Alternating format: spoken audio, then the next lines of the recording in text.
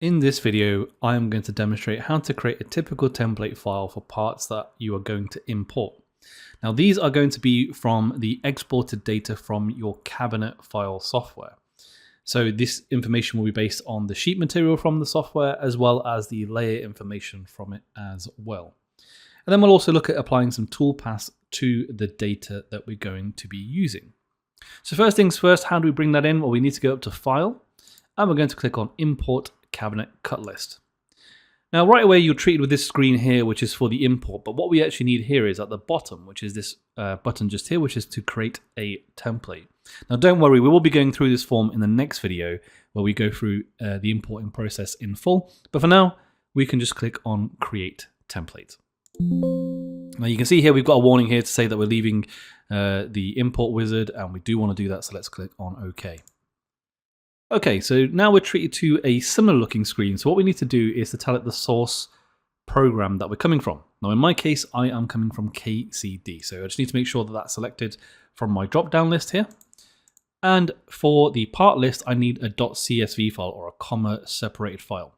Now in this case, if I click on browse, you'll see here that I've got my folder set up, and if I go to the kitchen folder here, I've got this list here. Now this is a CSV file. You can see here in the bottom right, I've got CSV files, which are .csv or .txt.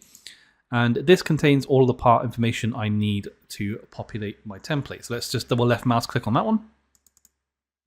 And then finally, we need the parts folder.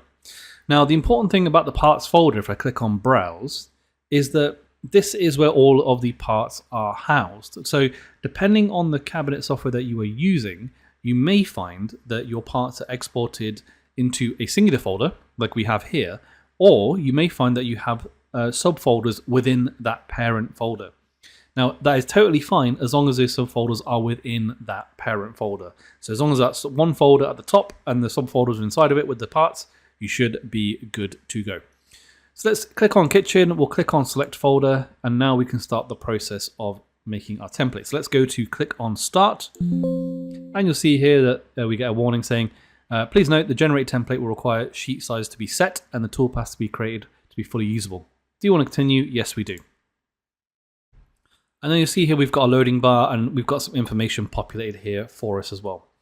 So right away we can see it's pulled through the data for our sheet. So we've got the 3/4 inch solid wood, the melamine, the 1/2 inch plywood, and the 1/4 inch plywood. Now at this stage it's really important to point out that this data is actually just placeholder data. It isn't actually the sheet data we need. So when it comes to actually editing our sheets, we need to make sure that we edit the width, the height, and the depth to the exact parameters we need. So when we come later on to actually import our data here and create our sheet data with the template, we'll need to edit the width, height, and the sheet manually to reflect our actual sheets in reality. And then finally, you can see that underneath that we have all of our layer information that has been pulled through from our export. So you can see here, nice and clear, all of the layers that we can work with, and we'll be importing to inform our toolpaths in just a little bit. So right away, you can see on the template sheet that we have some colors for each one of our layers, as well as the layer names. And they're also at the top here. So if you click on the layer tab at the top, you'll see they're represented by their own individual colors and their own individual layer names. Also, if I just zoom out just a little bit, you'll see that my other sheets are represented. You've got your 3/4 inch solid wood over here, and underneath that, if I just scroll down just a little bit, we've got our 1/2 inch plywood, the 1/4 inch plywood, and the 3/4 inch melamine as well. So everything looks ready to go to start setting up some toolpaths. Now at this stage, what we want to do is have a look at associating some nesting to our layers and some toolpaths.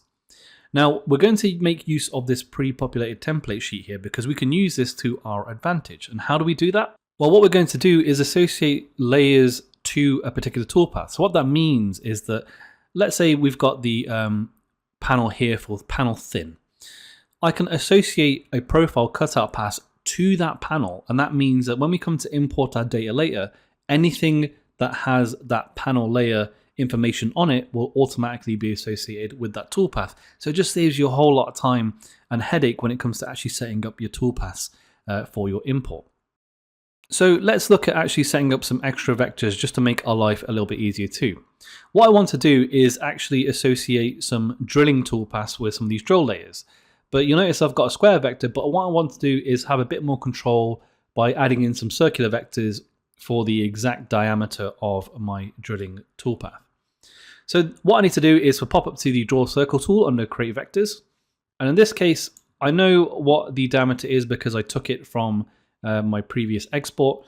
And in this case, I know that for the drill pilot sheet, for example, I need a diameter of 0.315. So let's just make sure that that layer is active. So we'll just double left mouse click on that layer. You'll notice now it's in bold and you've got the icon here highlighted. So we know we're working on that layer.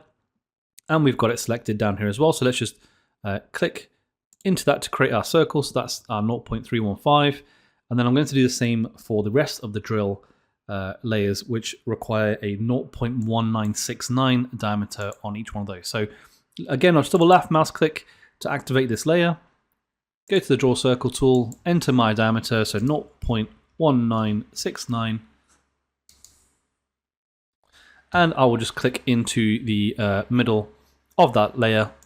Wonderful. And I'll do the same for our other layers as well. And then, of course, we have the final one just here. Now, you'll know for sure that this is correct because if I zoom in now, you'll see that the circle I've created is the same color as the layer. So you notice the circle and the square are the same layer. And if I do the same for the other drill shelves, you will see that, or drill layers, you will see that the colors match to the outer perimeter because they are on that particular layer. So nice and clean for you and nice and clear so you can see what you are working with. So now let's have a look at nesting these so we can actually get these into a more efficient use of our space for toolpathing. So we're going to just left mouse click, drag our mouse over all of our vectors that we need to select with our selection box, and we'll let go. And now these are all selected. So let's pop over to the nesting icon here, which is under offset and layout. And in this case, I am using a 1/4 inch tool, so I'm using a 0.25 inch diameter for the tool. My clearance is half of that, which is 0.125, as is my border gap. I'm going to rotate parts to find best fit using 90 degrees, and I'm going to remove the original parts. And the reason why I'm doing that is because if I didn't do that, I'd have a copy of the original vectors, but I just want to get rid of the original vectors and have them all appear to the nested area. As for nesting from, I'm going from the bottom left because on my CNC machine, I have the XY set to the bottom left, so that's where we're working from. And I'm just going to have one copy. So I'm going to hit apply, so apply that one copy. And let's have a look at the preview and see what that looks like. I'm really happy with that. That looks really good. It's making the most of my space here, so I've got plenty of room over here to add in anything else I want to as well. So let's click on OK, and now we have our nested parts ready for some toolpath creation.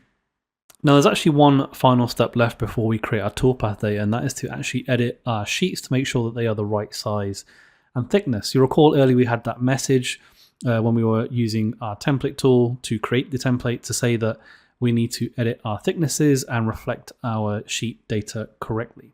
So in order to do that, we need to pop up to the Sheets tab and have a look at editing our sheets to be the right size. Let's go over to the left-hand side of the software and we'll click on the Sheets tab. And we can see here all of the actual names of our sheets, and the thicknesses are in the Z column on the right here. So let's just edit these to be the right thicknesses. So let's left mouse click on the first one, then we'll right mouse click and click on edit. And you'll see the sheet reflected on the view here. So I'm just going to change this to what it should be, which is 0.5. So let's click on OK. And then we'll do the same for the 1/4 inch here. So we'll go for 0.25. Wonderful. And then the 3/4 inch will remain the 3/4 inch. So we are now good to go in terms of our sheet. So let's pop back to the design tab. We'll just double left mouse click onto our template sheet here. Just click on this icon here to zoom to active view. So it just zooms in to the active vectors or the active view here that we've got for our template. And now we can look at creating some toolpaths. So let's go over to the top left. Click on this button here to switch to toolpath commands, and we're going to have a look at our very first toolpath, which is the profile toolpath. So to find that, let's go over to the top right and click on the first icon here for the profile toolpath. Now in this case, I want my cut depth to be 0.75, which was actually quite handy because I had that depth data earlier when I was using the part list to help populate my template file here. I'm using 1/4 inch end mill and I'll be cutting on the outside right because I'm cutting these panels out. Now you'll notice I haven't selected any vectors yet, and that is on purpose because I'll be using this option at the very, very bottom of the form here called the vector selector. Let's click onto that for the moment. Now you notice right away that you're treated with a bunch of different options. So let's go through the left-hand side first. So what these selection filters are the vectors that you want to select. So in this case, you have open vectors, you have closed vectors, all or closed vectors or circles, and you have the option to associate with toolpath or set toolpath cut depth from imported vectors. Now in this case, I want to cut all of the closed vectors on my panel layers. You'll notice on the right hand side here, I can choose the layers that I want to cut onto here. So in this case, I do want my panel layer, and I want my panel thin layer because I'll be cutting out the actual parts on those layers. So anything associated with those layers or anything that has those layer information on. So for example, if I've got 5 sheets and all 5 sheets have layer information from these panel layers, then they will all be cut. So you can see how this helps automate a lot of that toolpathing for you. So I've got my panel layer selected, I've got closed vectors, and I want to do associate with toolpath, because then what will happen is when we come to actually import our vectors and recalculate our toolpaths, they will be recalculated onto their relevant sheets and the relevant layers for us. So let's click on close. We'll give it a suitable name, and I will call this one cutout because that is exactly what I'll be doing. And I can mention the tool I'm using here, so 1/4 inch end mill, so EM end mill, and I'll click on calculate. And then wonderful, you can see here now we've got our toolpath represented by our template sheet here. And you also notice I've got this bright material because I was working with a solid color. But if you ever want to change that, you can come up to the preview menu. So come up to the right here and click on the edit material settings, and we can change that to a different material. So let's say you've got sheets that are working with different material. This is where you can change that. So you can have a look at changing individual sheets. So in this case, I want to go for Canadian maple, and I can leave that all done, and then I can preview select a toolpath as well if I need to, but in this case, I do not need to do that. So the next thing I need to do is have a look at my pockets, because I've got a couple of places where I'll be running some pocket toolpaths. So let's pop over to the pocket toolpath here, and I'm actually going to create 2 pockets, one at a particular depth and one at a little bit of a deeper depth as well. Now, the first one I actually want to cut down to 0.25, and you'll notice I've got 2 tools here. Now what happens here is that if I have 2 tools selected like this, the first one will be used as a clearance pass, and the second would actually be used to clean up or finish that off. So get into all the places that the first tool could not. In this case, I don't need that, so I can remove that tool. And I will be using the vector selector again. So go down to the bottom here. And in this case, I'll be going for the root back layer. I'll be going down to 0.25 on that. So again, all closed vectors on that root back layer. Click on close after associating with it the toolpath. And I can call this one pocket, root back, 1/4 inch end mill. And I can also put just after the pocket 0.25. So I know what the actual depth is for this pocket. It's nice and clear when I come to run my toolpaths which one this is. Okay, so let's click on calculate. And then I'm going to do the same for my next pocket, which will be for a further depth of 0.5, so 0.5. But this time we'll go to the root draw layer, and again, associate with toolpath, all the closed vectors on that layer, click on close, and we'll call this one pocket 0.5 root draw, and then 1/4 inch end mill, nice and clear. Calculate, and then we now have our pocket toolpath associated with any sheet that has that layer with the pocket data on, so the root back or root draw layer. And then finally, we need to do our drilling. So we'll go to the drill toolpath. And in this case, I will be using my 1/4 inch tool here. Now, it's important at this stage to note that all these settings are safe and sound for my particular setup. Do double check these, obviously, for your setup, but just thought I'd mention that here as well. And in this case, I'll be going to 0.75. And again, I'm going to come down to the selector. And this time, I'm going to go for closed vectors, but only the circles. So I want only the circle vectors on these layers. Now you can see here I've got, I can select the option for all circles. I can select circles matching the particular tool diameter. I can select circles matching a circle diameter. So if you want to be very particular about this, you can say only the circles that are, for example, if you use my example earlier, 0.315 or 0.1969, and you can give it a tolerance as well.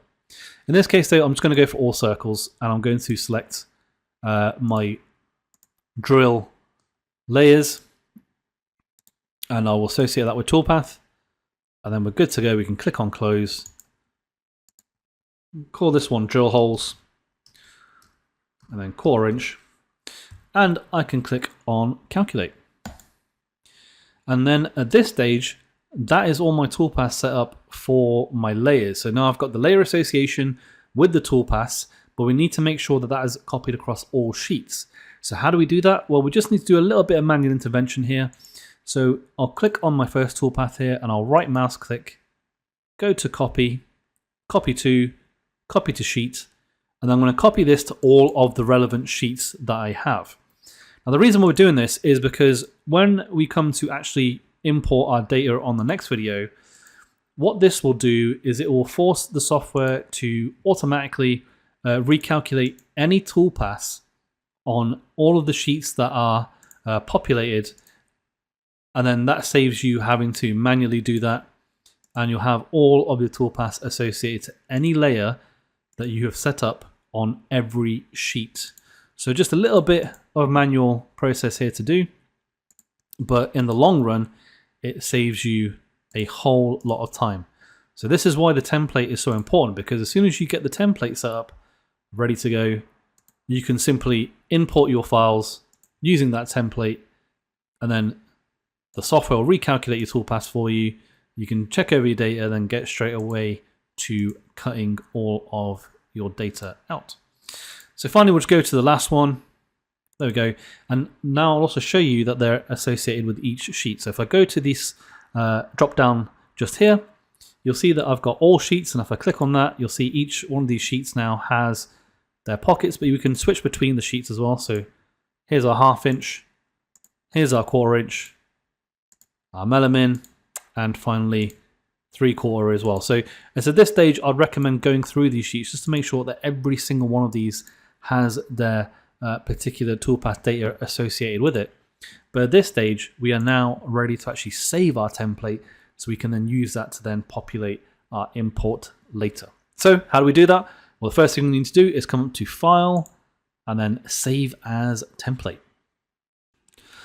Now in this case, you can see here the name I've got here that is pre-populated is vectric.crvt. A crvt file is a CRV template file. So just important to keep that in mind. If you're ever looking at the file extension, that is what the T stands for. But in this case, I'm going to call this one a nice and obvious name. I'm working with a kitchen cabinet here, so I'm going to call this one kitchen template. And then now we can click on Save. And if I have a previous one, that's okay. I can overwrite that because this is the latest one I'm working with. And then we are good to go for our import, which we'll get to in the next video. So please do watch along in the next video, and you can learn how to import your cabinet data along with your template file, so you can start creating some automated processing for your cabinet data.